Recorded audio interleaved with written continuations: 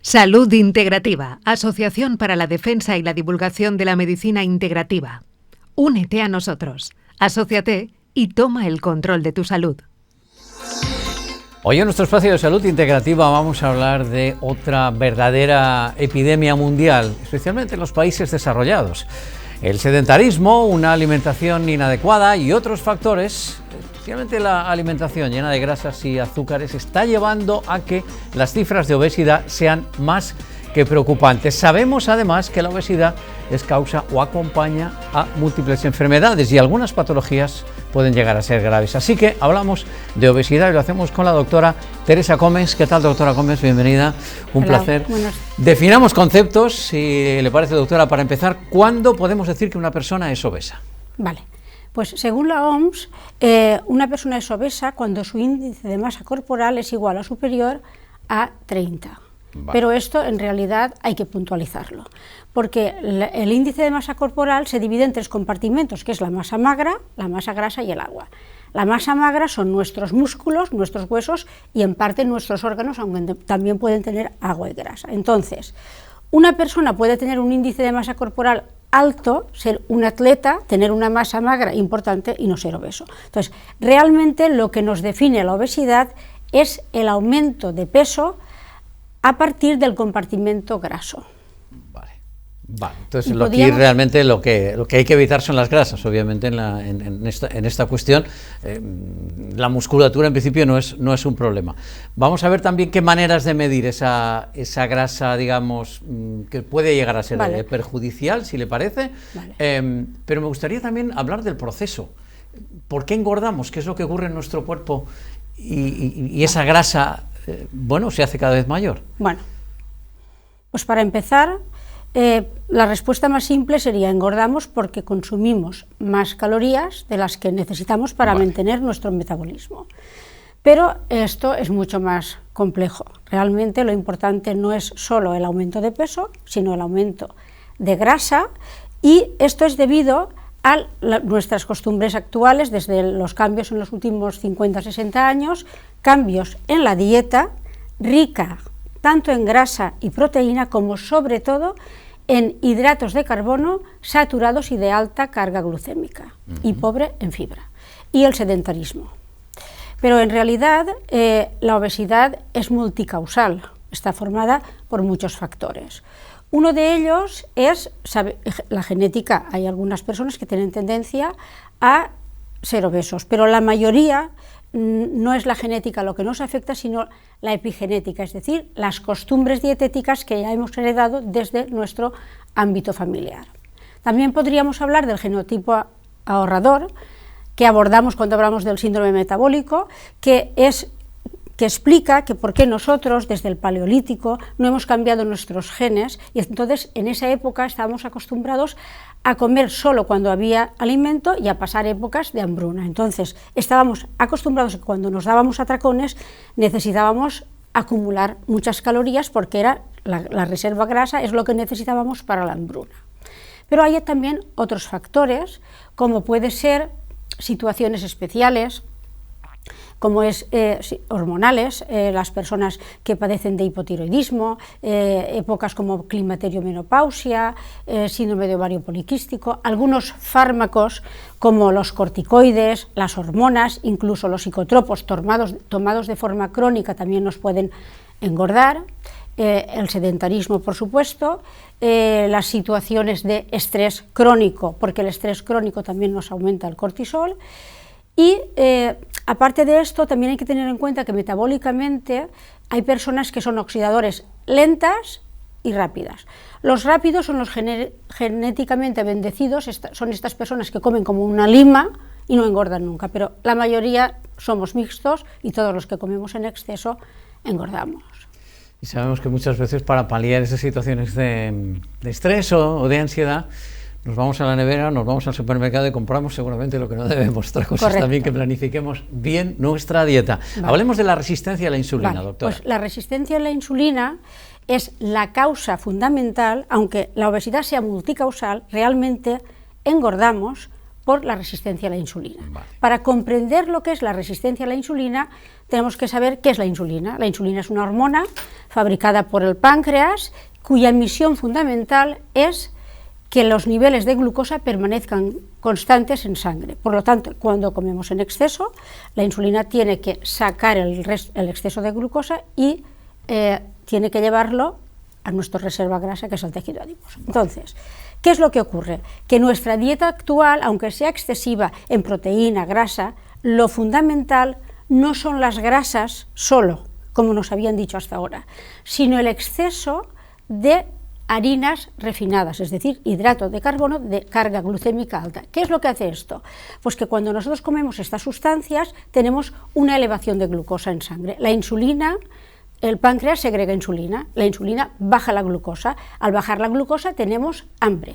Como tenemos hambre, comemos, vuelve a subir la insulina. Cuando esto se repite muy a menudo, entonces lo que se produce es un hiperinsulinismo, es decir, un aumento constante de la insulina en sangre. Y esto es lo que lleva a la resistencia a la insulina, por agotamiento del páncreas. Por lo tanto, la resistencia a la insulina nos engorda porque hace que aumenta nuestro almacenamiento graso, no deja que adelgacemos porque frena la salida de la grasa, además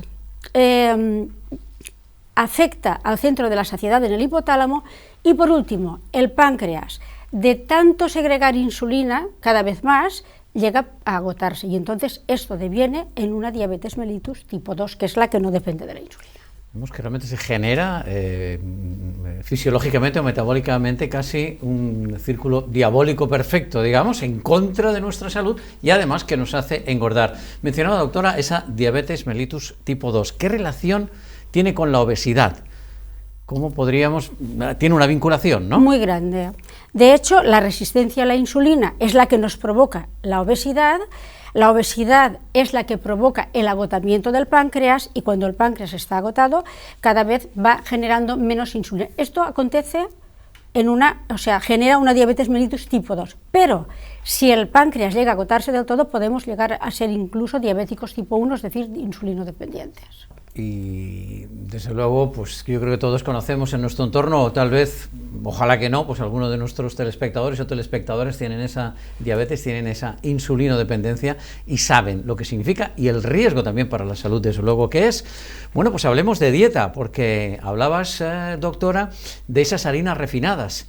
Nos encontramos en esos panes tan agradables, tan blancos, ¿verdad?, y tan apetitosos. Los encontramos en las pastas.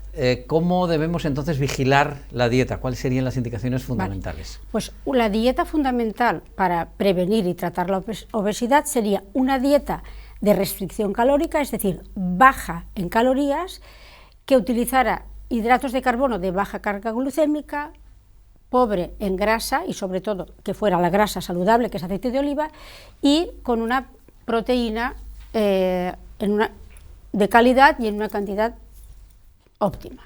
Perfecto. Bueno, desde luego en este sentido sabemos que comer vinculado a la cocina de mercado, a los productos de temporada, a nuestra fabulosa huerta, a ese aceite de oliva que ha mencionado la doctora, todo esto, y si no lo sabemos deberíamos saberlo más. Se habla mucho también, doctora, me gustaría preguntarte por el ayuno. Esta idea del ayuno que puede ser más o menos intermitente, ¿nos puede ayudar a regular el peso, a mejorar la salud? ¿De qué manera hacerlo? Sí, el ayuno es, digamos, la forma más antigua que se conoce de restricción calórica. Vale. Cuando hablamos de ayuno para perder peso, antes del ayuno hay que hablar de la dieta más importante de restricción calórica, que es la dieta mediterránea, como has dicho, de restricción calórica. Perfecto. Que es una dieta que lleve verduras y hortalizas, carne de calidad, huevos, pescadito del mar, aceite de oliva, etc. Esa es la más absolutamente sería recomendada. La dieta ideal para perder peso, pero hipocalórica, entonces sería baja en lo que más nos engorda, que son legumbres, harinas, etc. El ayuno tiene una lectura distinta. Por ejemplo, hoy está muy de moda el ayuno intermitente, que consiste en tomar, o sea, de hacer unos periodos de abstinencia de comer, que son 16 horas y 8 horas comiendo. Vale. La función principal de este ayuno es simplemente la autofagia celular, que es como limpiar la basura de las células. Sirve para depurar y desintoxicar, Vale. aunque mucha gente lo utiliza para perder peso, pero sirve de una forma relativa. Si en las 8 horas que voy a comer me doy un atracón, entonces estoy subiendo y bajando. No afecta a la resistencia a la insulina. Para eso el ayuno tiene que ser, las 8 horas tienen que ser más comedidas. Aparte, lo aconsejamos siempre de noche. Y mejor de noche, desde luego. Por Y tanto, es no una para- buena idea mejor cenar ligero y cenar pronto y tratar de prolongar al día siguiente la primera Y no está ingesta, indicado ¿no? siempre para todas las personas. Ojo, pero con cuando supervisión médica, en todo caso, claro. las personas que tienen problemas de salud, sí. Desde luego. Las personas que no tienen ningún problema, no. Pero no olvidemos las dietas cetogénicas, que están hoy muy de moda también.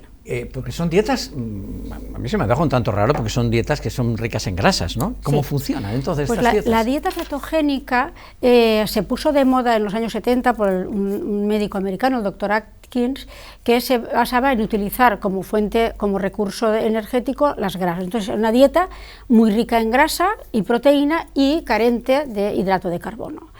Bueno, esta dieta tiene sus defensores y sus detractores, pero hoy en situaciones especiales, en obesidades grandes y en personas con problemas, en ciertos problemas de salud, existe una modalidad que es una dieta cetogénica normoproteica, que lleva una cantidad adecuada de proteína y de grasa y es muy baja en hidrato de carbono, pero siempre de carga glucémica baja, como son las verduras, hortalizas y algunas frutas. Estas dietas solo se pueden realizar bajo control médico y en situaciones especiales.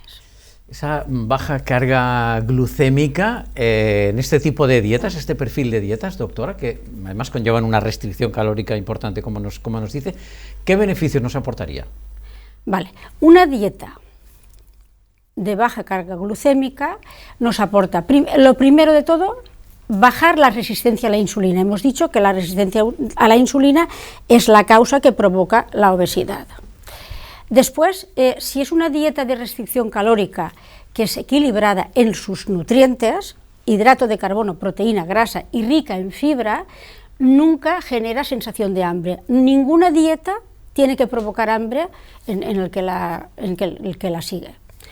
Además, disminuye la inflamación celular, por lo tanto, si disminuye la inflamación, disminuye la tendencia a generar enfermedades crónicas y podremos obtener un envejecimiento saludable que no es lo mismo que longevidad. Pero lo más importante es que cuando disminuimos la resistencia a la insulina, disminuimos el riesgo de padecer o incluso podemos revertir una diabetes mellitus tipo 2, que es una enfermedad inflamatoria crónica, que además es silenciosa y que junto con la obesidad está detrás de todas las patologías que luego vamos a padecer cuando seamos más mayores. A veces ocurre que se recupera ese peso perdido, ese efecto yo-yo del que alguna vez hemos hablado, Sí. Doctora. ¿Algunas reflexiones, algunos consejos que nos pueda dar para que no ocurra, para no recuperar ese peso perdido? Sí. En primer lugar, cuando he hablado de la dieta, me gustaría explicar un poquito el concepto de la palabra dieta. La palabra dieta viene del griego y quiere decir un hábito, una disciplina, una forma de vida, lo que hacemos durante un día, no solamente la dieta que seguimos, sino también el ejercicio, etc. Entonces, esto es muy importante que cambiemos el concepto de dieta por lo que pensamos ahora cuando la gente se pone a dieta, tiene que hacer dieta porque tiene una lectura un poquito negativa o demonizada. Siempre pensamos que la dieta es privación, restricción, operación bikini, tengo que privarme de, pero luego es un lapso de tiempo corto porque luego voy a volver a mis costumbres habituales. Entonces, esto hace que cuando hacemos una dieta de restricción calórica para adelgazar, la motivación que tenemos es simplemente para un tiempo. Entonces, recuperamos porque hacemos una dieta inadecuada, porque no tenemos la motivación suficiente para seguir manteniendo. Entonces, la dieta, el perder peso tiene 3 pilares: dieta, ejercicio y control del estrés, porque no lo hemos dicho, el estrés crónico genera aumento de cortisol, que no es lo mismo que tomar un corticoide, pero es endógeno y esto también nos engorda. Entonces, para mantener el peso perdido hay que, primero, haber seguido una filosofía dietética que esté de acuerdo a nuestras formas de comer. Si una persona es vegana o es lacto-vegetariana o es omnívora, tiene que ser una dieta hipocalórica de restricción calórica, pero que esté de acuerdo a sus necesidades. Y después tiene que tener en cuenta que la epigenética es más importante que la genética, porque todo lo que hacemos hace que nuestros genes malos, entre comillas, que son los que nos pueden llevar a ser obesos, se desarrollen o no. Interesante ese concepto de la genética y la epigenética, también muy importante el asunto del ejercicio, por supuesto, y la motivación y el control del estrés. No sé si le parece en el capítulo, digamos, final de conclusiones, además de todo esto que hemos hablado, ¿ha quedado alguna cosa en el tintero sí, que convenga una cosa remarcar, para mí doctora? Importantísima, que es cómo influyen las etapas de nuestra vida en la aparición de la obesidad. Entonces, tenemos que remontarnos a la gestación y incluso antes de la gestación. Según cómo coma nuestra madre, va a generar en nuestros genes ya unas improntas epigenéticas que se van a quedar grabadas, que luego nos harán expresar o no unos genes. Si la alimentación de nuestra madre es desequilibrada, también influye en nosotros. Pero luego, una vez nacemos y empezamos a comer, es importante que la dieta sea diversa, variada y equilibrada, porque los niños hasta los 7 años no solamente tienen capacidad para aumentar el tamaño de sus células grasas, que según dicen puede aumentar hasta 50 o 100 veces su tamaño, sino que además puede aumentar el número de adipocitos o células grasas. Eso quiere decir que en la primera infancia un niño puede ya aumentar, o sea, si aumenta el número de sus células grasas, es un obeso casi seguro, si no corrige sus hábitos dietéticos. Bueno, pues esas células grasas o adipocitos también que se generan en la infancia, muy importante la alimentación también de la infancia. Y hablando de obesidad, la obesidad infantil desde luego es otro asunto que preocupa y preocupa mucho a familias, sí, a la sociedad y autoridades. Gracias por acompañarnos, Teresa Comesa. ¿Alguna cosa quedó en el tintero? Se me ha quedado una cosa importantísima. Diga. Vale. Primero, que cualquier exceso alimenticio, en cualquier principio, grasa, proteína, hidrato de carbono, se va a convertir en grasa. Vale. Pero además, no es lo mismo tener un sobrepeso de 5, 10 o 15 kilos que tener una obesidad importante. Y lo que a mí me preocupa como médico es que cuando una persona tiene una obesidad importante, tiene siempre que acudir a un experto en nutrición, porque es importante que controle su analítica, sus patologías, que desintoxique su proceso de depuración, que es importantísimo, que le siga después de haber terminado el adelgazamiento para que no exista rebote, que le incentive a practicar, porque no hemos insistido en el ejercicio, pero el ejercicio es muy importante.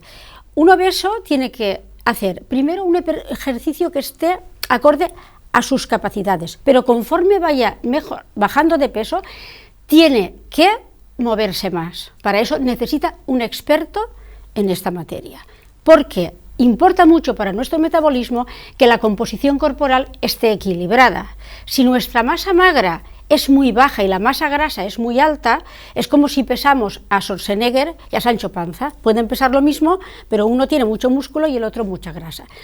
Para aumentar la masa muscular no hace falta solo hacer ejercicio. El ejercicio, como caminar, nadar, moverse, bailar o practicar deporte, sirve para quemar calorías, algo, y para activar las articulaciones, para el metabolismo del hueso. Pero si queremos aumentar la masa muscular, hay que hacer ejercicio de fuerza. Y entonces es otra historia. Entonces, ¿qué es lo más importante? Prevenir. ¿Desde cuándo? Desde la infancia.